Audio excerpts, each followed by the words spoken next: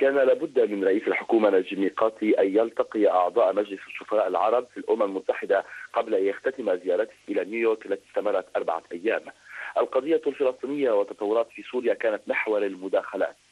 قال رئيس ميقاتي إن ما تطلبه فلسطين هو الحد الأدنى المطلوب، متأسفا لما نراه اليوم من عدم قبول عند البعض بحق الفلسطينيين في دولة، مؤكدا المجاهدة بكل الوسائل الدبلوماسية التي تنال فلسطين حقها. وردا على سؤال عن الموقف اللبناني الأخير في مجلس الأمن من الوضع في سوريا، قال إننا نحاول قدر المستطاع عزل الوضع في لبنان عن الأوضاع في المنطقة لا سيما في سوريا، وهذا ما قمنا به في مجلس الأمن عبر النأي بأنفسنا على التصويت على القرار الدولي، وهذا النأي حافظ على الخصوصية اللبنانية.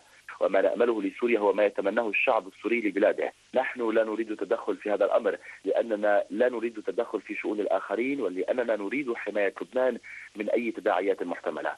عن الوضع الاقتصادي في لبنان، اعتبر ميقاتي أن الواقع الحاصل في سوريا قلص الحركة الاقتصادية بعض الشيء، لكن الأمر لم يبلغ مرحلة الخطر.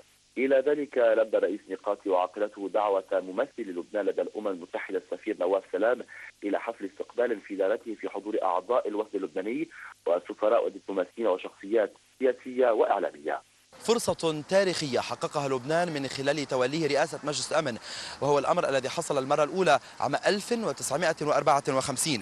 ورغم أن صوت لبنان لن يغير الأمور جذريا، لكن كانت له رمزية كبيرة في أن يوضح مقاربة لمشاكل الشرق الأوسط للمجتمع الدولي إضافة لمشاكل لبنان. من نيويورك، جو خولي، MTV.